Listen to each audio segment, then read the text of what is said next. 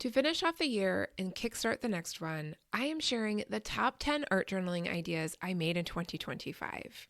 Here is number 5. To get started, I have to be honest that this art journaling idea looks complicated, and it honestly is a bit more challenging to replicate. So instead of talking about how I made this page, I am sharing a bit more about my background in case you are interested. When it comes to art, I am mostly self-taught. As a kid, I took every class I could at the art center in my small town I grew up in.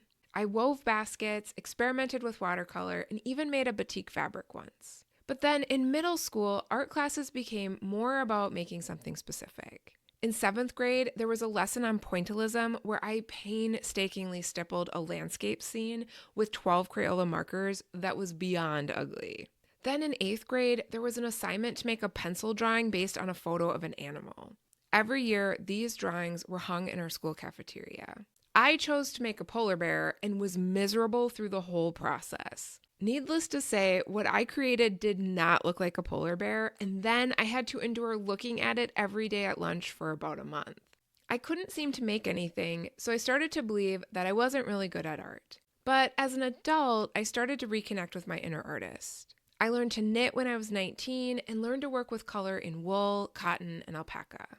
In my 30s, I learned to sew, left my corporate job, and wanted to start selling more of my creations. But I got scared and stayed safe by working as a coach and a consultant instead. And then a couple years ago, I started to think I might be an artist after all. I wrote an essay about being a mother, artist, and entrepreneur that was published in a book about creativity and motherhood. And then this year, I found tempera paint sticks and haven't really looked back. I have been thinking about making some longer videos about more complex ideas like this one. If that's something you would be interested in, please let me know in the comments and I will get that prioritized. I don't know about you, but I like how this one turned out. What do you think?